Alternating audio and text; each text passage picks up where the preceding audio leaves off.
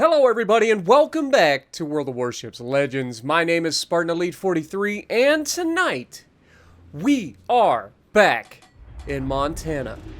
Now I've always said that I am above average. I am not the best player in the world. I still make all the mistakes that people like to point out, including myself. I like to point them out as well. And we are gonna make some mistakes in this lobby. But I also like to be the most aggressive battleship player on the planet. It may not always have the consequences, or it may not always have the desired result.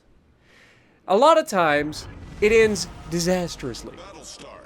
However, when it works out, it can be magnificent. Magnificent. Magnificent. Yep, you get it. But, yeah.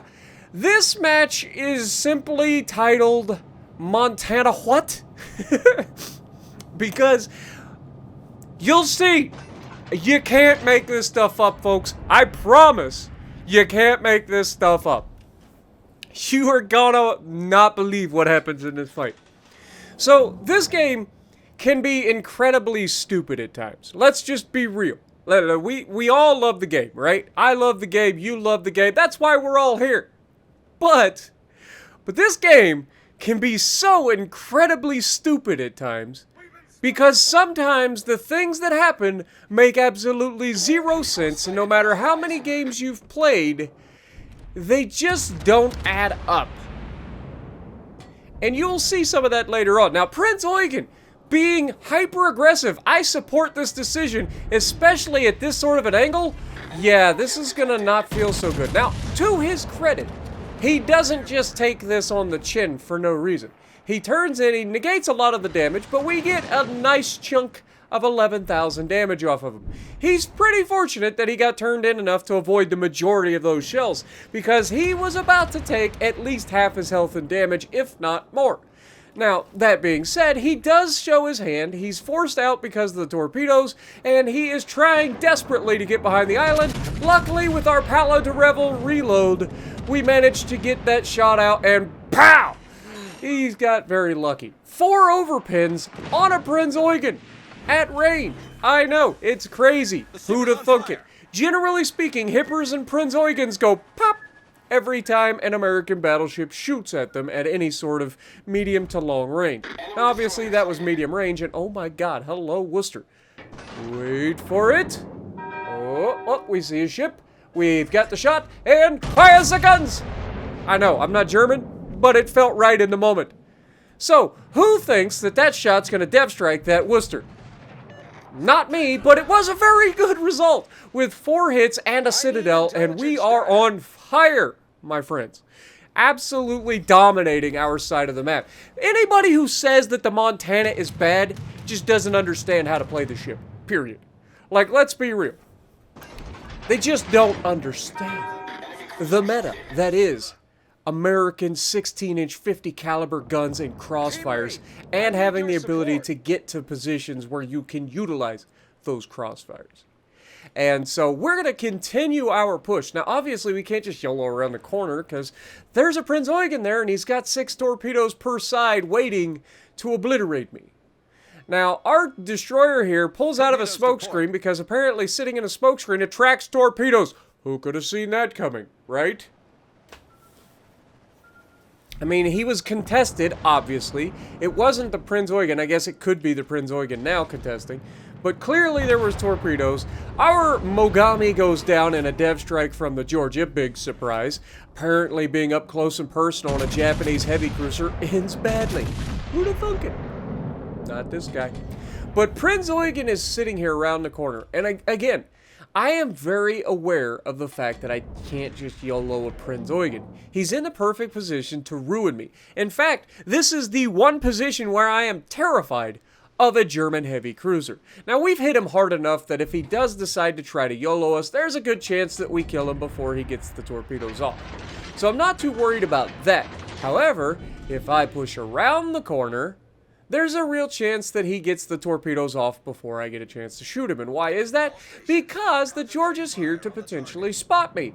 But he's not here to spot me, so I get to push around the corner. I could have swore he was going to spot me, but then I saw the plane, but then the plane gets shot down. Oh my god. Between the destroyer and me, that plane stood no chance. And then the Prinz Eugen pushes out and gets torped by the gearing, which was perfect.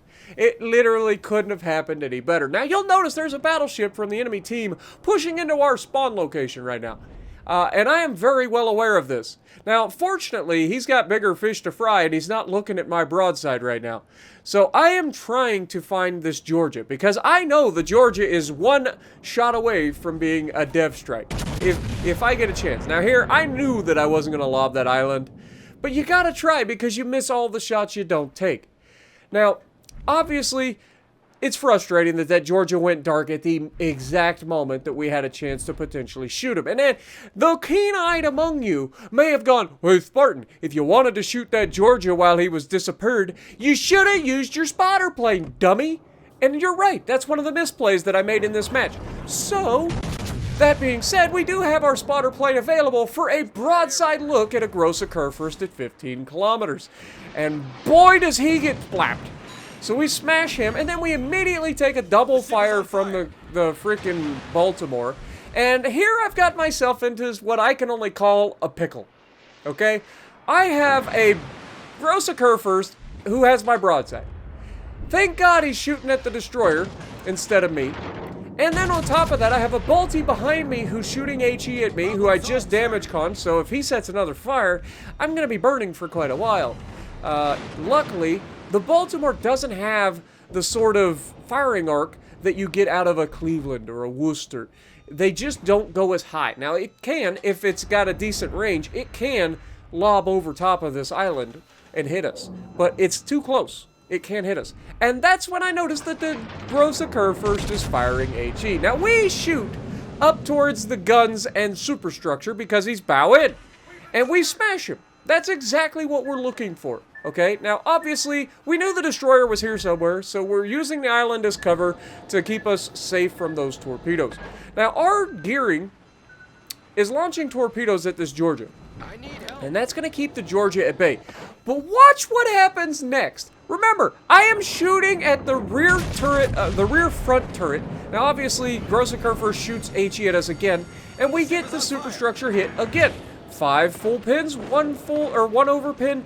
These are the shots that we can get out of a gross occur first or an American battleship at these sorts of ranges when they're bow in, because we can't overmatch like a Yami, so we can't shoot through the bow. And of course, if we were in a Yami, we wouldn't be able to overmatch the cur first anyway. But watch this next shot. What is this? How do you explain this, Wargaming? Please, I'm upset for the man. Honestly, how do you explain getting a Citadel there? And just for those of you who are like, oh my god, maybe it was a fluke. Maybe the Force led that shot down the smokestack and into, ow, he loaded AP. That hurt a lot. Not gonna lie. But maybe it was a fluke shot, right? Maybe it was a fluke shot. So just to test this theory, we're gonna do it again. We're gonna shoot the second turret, pull the trigger, and plow! Another Citadel! How is that possible?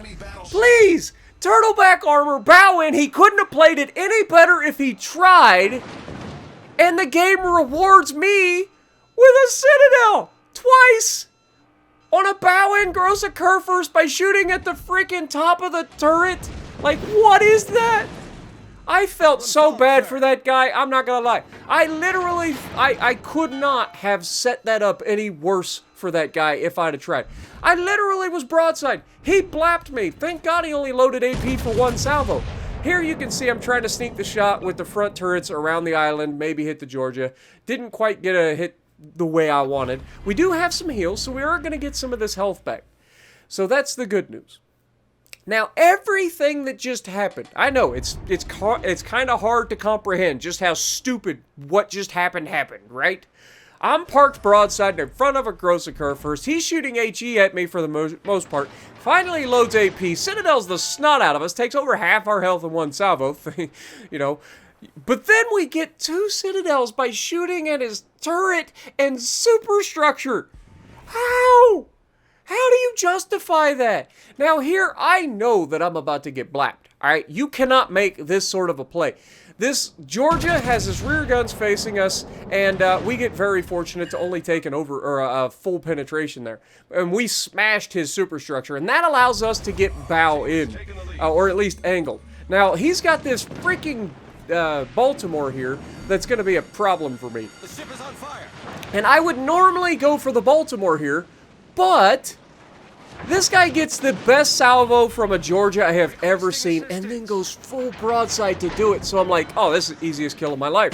Front guns should kill him. But no, we get one Citadel and he lives. So I'm like, okay, well, clearly the rear turrets will kill him. I mean, he's got no health left. He's got 10,000 hit points. So we take the shot and nope. The rear turret falls short and we take all of the health and damage and we go down to the Baltimore's fire. I can't explain how stupid that entire situation just ended up. Like, Citadeling the Grossa Curve first was dumb enough, right? And then not killing the Georgia there because the rear turret of justice and truth says no. Like, what? What is that? But that just goes to show that RNG giveth and RNG taketh away. Now, obviously, our team's going to go on to win this match. We did everything we needed to do to win. We did everything that we needed to do. Now, our Lo Yang is in his smoke screen right in front of this destroyer. He's got no health left. He goes down to the Balti, and that leaves this Gearing to fight this guy. Now, Gearing should win a gunfight with any other destroyer at any given time, with the exception maybe being a Kaba. The Kaba has some strange armor that can absolutely withstand an HE barrage from a Gearing.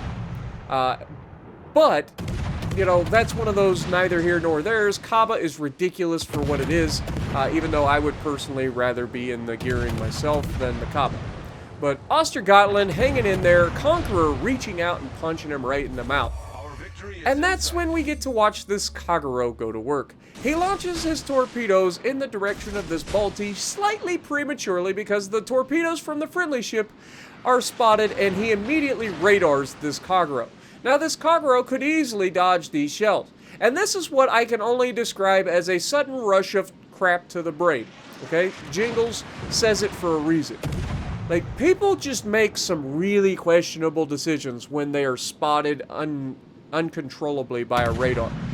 And that is sailing full broadside at 6 kilometers to a freaking Balti instead of trying to angle or slow down or speed up, and then he smokes up. But fortunately, the radar for the Balti doesn't have the duration of the Des Moines, so he does get away temporarily. But look what the Balti immediately does. Balti immediately turns towards him and is almost certainly running sonar. Which means as soon as he gets within 4.5 kilometers, this Kagero is going to light up like a Christmas tree on the 4th of July. You're welcome. But unfortunately, this is the end for the Kagero. Yeah, you're done, sir. You're done.